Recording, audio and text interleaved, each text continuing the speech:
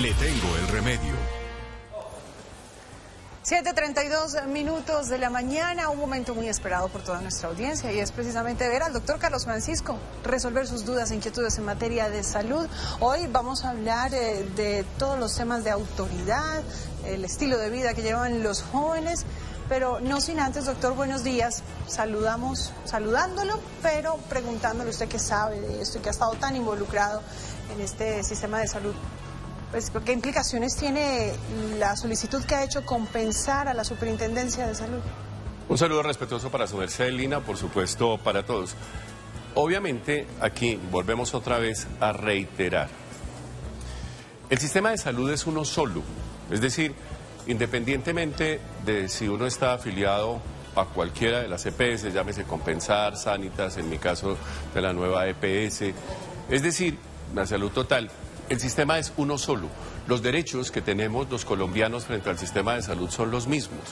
Entonces, frente a los anuncios que se hacen de intervenciones por parte de la Superintendencia Nacional de Salud y, por supuesto, en esta solicitud que hace la EPS, la Caja de Compensación Compensar, su EPS, de avanzar hacia una liquidación voluntaria, eso pues naturalmente son procesos administrativos, Lina, que no deben para nada afectar la tranquilidad ni menos la atención de la gente. ¿Por qué?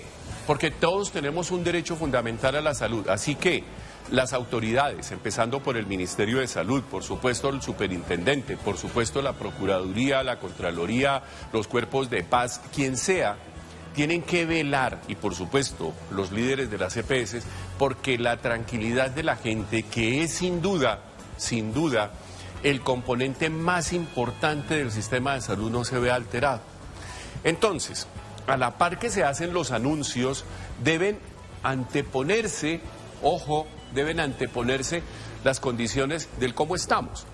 Porque a mí por lo menos no me interesa, y yo me imagino que a muchas de las personas que nos están viendo no nos interesan si el problema de la EPS es de capital, es de administración, es de soportes, es de PQRs. No, a mí lo que me interesa es que mi cita esté, que mi cirugía se garantice, que mis medicamentos estén y que por supuesto toda la continuidad de mis tratamientos se dé. Eso es lo que debe hacer una autoridad de salud, empezando por el Ministerio, siguiendo por la Superintendencia, siguiendo por los líderes de las EPS. No es justo, Lina, que aquí el señor del taxi pregunte, no, ¿qué va a pasar con mi cirugía? O la persona, porque aquí nos empiezan a llegar, ¿qué va a pasar con mis medicamentos? Ojo, hay un derecho fundamental a la salud que está estipulado por la Constitución, ratificado por varias sentencias que dicen que la garantía de la atención en salud, desde la promoción hasta la rehabilitación y los cuidados paliativos, es una responsabilidad ineludible. Así que, una recomendación absolutamente clara para los que toman decisiones o para las personas que en este momento, porque la gente no sabe cómo es la dinámica del sistema de salud, la gente no conoce cómo es que fluyen los recursos, la gente no sabe quién es que responde por qué, y estoy hablando de la mayoría de personas. Entonces, aquí lo único que a mí me interesa como ciudadano es que me atiendan en las condiciones en que necesito, con la suficiencia, con la oportunidad y con la calidad que hay que atender. Así que esos anuncios que se hacen de compensar, los anuncios de la intervención de A, B, C o D, pues naturalmente tienen que primero poner por encima el derecho de la gente y naturalmente la tranquilidad. No es justo que 50 millones de colombianos estemos en este momento diciendo ¿y qué va a pasar? No, porque hay un componente absolutamente ineludible y es la garantía de un derecho. Así que la tranquilidad de la gente tiene que estar por encima. Y por supuesto mi recomendación, yo no soy nadie para hacer recomendaciones, pero lo lógico sería sencillamente que las personas que toman, antes de salir a los medios, siéntense y miran y dicen, bueno, ¿qué vamos a hacer? Como en una casa, pues tenemos que vender la casa, tenemos que restringirnos con el almuerzo, se sientan primero y antes de salir a anunciar, pues obviamente en conjunto deben tomar las medidas para proteger a la gente, que es sin duda la más importante, digamos, la más importante en el sistema. Es el sistema está hecho para garantizar naturalmente la salud y el bienestar de la gente. Punto. Entonces, las decisiones que se vayan a tomar, las que sean, pero la garantía de la gente no puede pasarse por encima. Tenemos a la doctora Olga Albornoz, que es ella sí la protagonista de esta sección, y por supuesto a preguntar. Hay varias cosas que es, Lina, que nos dicen qué ha pasado, por ejemplo, con la evolución de la autoridad en los tiempos que corren, específicamente en los jóvenes, en los niños, en los adolescentes. Y me quiero deslizar también, doctora Albornoz, con los buenos días, porque este cuento de los abusos, el asunto aquel, por ejemplo, de un norteamericano que viene y lo encuentran con unos menores en Medellín, y por supuesto todos esos elementos, pero por supuesto estamos hablando de derechos con los niños. Doctora, bienvenida. Hola Carlos Francisco, Aníbal, Lina. Chévere que diga eso. ¿Sabe qué, Carlos Francisco? Dígame. Yo no estoy tranquila. Yo algo entiendo y yo no estoy tranquila. Imagínense cómo estarán los demás. Claro, pero yo creo que no podemos. Menos. Pero es que yo creo, doctora, y sería bueno pues que nos sentáramos todos y miráramos exactamente cuáles son las variables y cuáles son los componentes, porque la desinformación es terrible y por supuesto cuando tenemos componentes a medias, pues naturalmente nuestro papel también es proyectar cosas que de una u otra forma amainen o por lo menos pongan las cosas como son. Entonces, yo estoy de acuerdo con usted, doctora, pero ¿qué hacemos con el asunto de la autoridad, doctora? ¿Qué ha pasado? Imagínense hablar de autoridad, pero bueno, yo les voy a contar un cuentico así como histórico o algo así. ¿Qué está pasando con la autoridad, con las normas y límites sobre todo en los pelados que estamos viendo saliendo a trabajar y toda la cosa? Yo les voy a contar un cuento. Imagínense que nosotros pertenecemos a una generación que se llaman los baby boomers, Sí. que es la generación que viene de la posguerra, cuando termina la Segunda Guerra Mundial, y la mujer se ha dado cuenta que es más poderosa de lo que la gente cree, no lo que ella cree. ¿Sí? Nosotros nos hemos sentido poderosas siempre, ¿sí? Pero somos y hemos mostrado que somos más poderosas y salimos porque, curiosamente, Carlos Francisco, la revolución más grave para bien o para mal, no más importante, más bien decirlo, que ha tenido la especie humana, es la revolución femenina. ¿No? Entonces nosotros salimos a trabajar como una fuerza laboral importantísima, que antes no nos habían tenido tanto en cuenta, pero nosotros mantenemos la economía durante la Segunda Guerra Mundial. Quiero hacer constancia que yo no había nacido. Sí. Pero comenzamos a ver y comienza a aparecer la mujer, el empoderamiento, la famosa fotografía de la mujer, así de la pintura, porque no es una fotografía, el póster y toda la vaina, y comenzamos a tener además, por situación de posguerra y por muchas otras cosas, hijos. Y esto se llama más hijos, porque viene la posguerra y otra cosa, pero sucede algo muy interesante. Damos a luz unos niños que se llaman los key childs. ¿Por qué key childs? Porque mamá trabajando, papá trabajando, porque se necesitan las fuerzas laborales y porque sabemos que fuera de calentar leche y barrer la cocina, sabemos hacer y mantener, y ya nos hacemos conscientes de todo lo que hacemos nosotras a trabajar, y los niños quedan en una situación de bastante soledad o cuidado por terceros. Key child se llama los niños que las llaves que eran o son todavía los famosos niños que llevan colgaditos en el pecho la llave de la casa para cuando lleguen no hay quien los reciba y ellos abren su casita. Es una generación que está movida por una cantidad de educación culposa.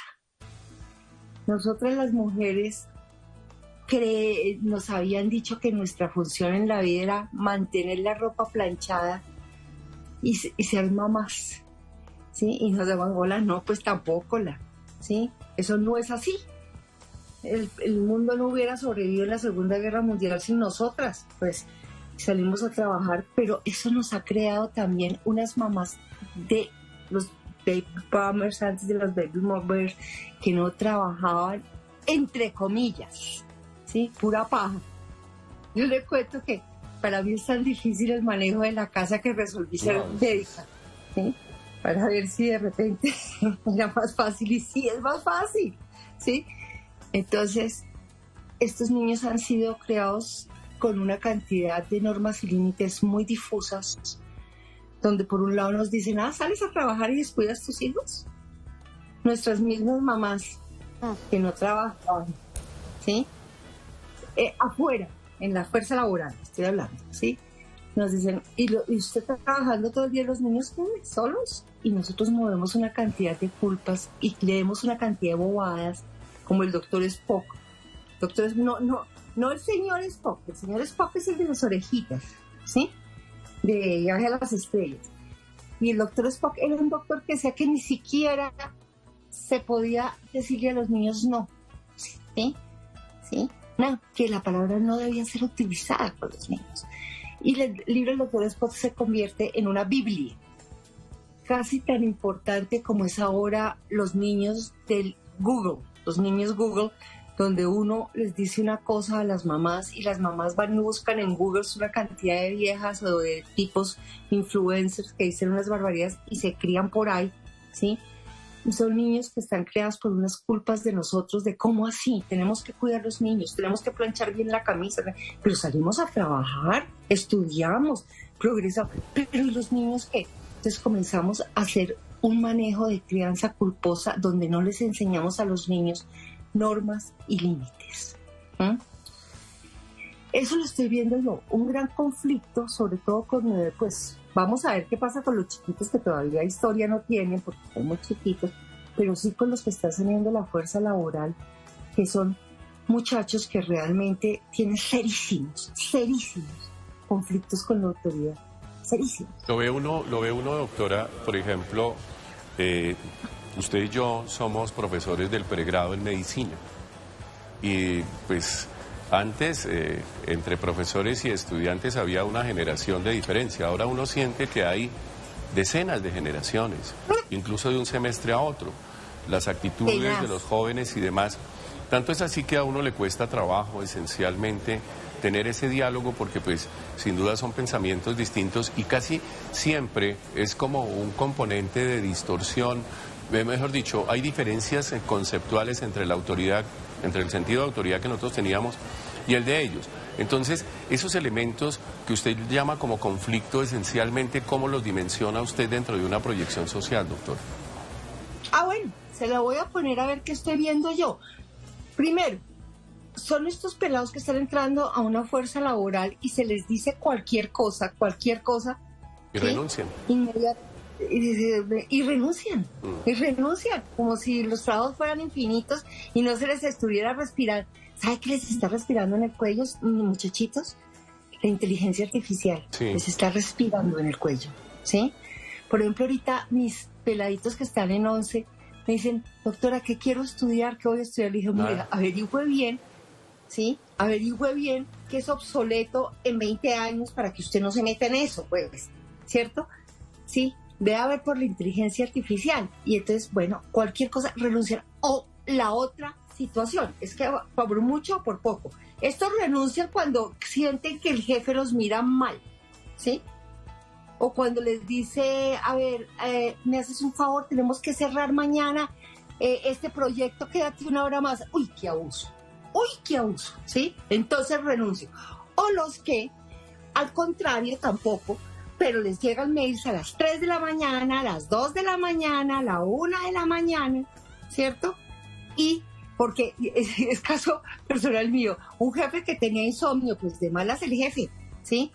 Pero eso era mails a la 1, a las 2, a las 3, y esta niña trabaje porque me van a sacar. Tampoco, un momentico, hasta aquí llego, ¿cuál es mi horario laboral? Doctor, es que si no hago eso me botan. Y sí vale la pena trabajar en una empresa donde además la sancionan por no contestar un mail a las 3 de la mañana, ¿sí? Entonces, o por mucho o por poco, no saben manejar. De ahí ellos no saben manejar normas y límites y son medio conscientes. Si yo no puedo manejar normas y límites, ¿cómo voy a criar? Doctora, además con una situación de egoísmo. Este primero yo, segundo yo, tercero yo y lo que sobre para mí. El asunto, doctora, generalmente cuando ponemos sobre el tapete esta situación, es que las soluciones casi siempre vienen, por lo menos cuando se plantean en esos grupos de jóvenes, es que siempre vienen de generaciones anteriores. Es decir, usted viene y me impone cosas, pero el mundo ha cambiado. La pregunta que yo le quiero hacer, doctora, es cómo conciliar eso y esencialmente tratar de entender que el mundo ha cambiado, sí, que naturalmente tenemos que irnos adaptando progresivamente, pero que los componentes de límites y por supuesto de normas tienen que seguir manteniéndose. ¿Cómo se concilia eso, doctora? ¿Hay posibilidades o todavía tenemos que esperar a ver Claro cómo? que sí, claro que sí. Y ahí vamos a las niñas abusadas en Medellín. Eso. ¿Sabe dónde está la base? La familia. ¿Qué estamos haciendo en este país por la familia? ¿Qué estamos haciendo por mantener? Yo puedo trabajar, mi compañero puede trabajar, si existe, ¿no? ¿Sí? Y todas las cosas, pero hay que mantener normas y límites. El que manda, manda, aunque mande al principio. Sí, entender otras cosas, cómo son las jerarquías, cómo son las reglas, las normas, los límites. Mire, que el señor gringo, sí, el que se montó en ese ascensor que era tan, ¿cierto? Toda la cosa, pero ¿qué hacían dos chiquitas vestidas curiosamente a las 4 de la mañana con un tipo, dos niñas de 12 y 13 años? ¿Por qué no, en vez de echarle la culpa al de enfrente, que también tiene que pagar lo que tiene, no nos ponemos a pensar dónde está, qué pasa en esas familias? ¿Qué pasa cuando la hijita de uno de 12 años a las 4 de la mañana no está en su camita? ¿Sí?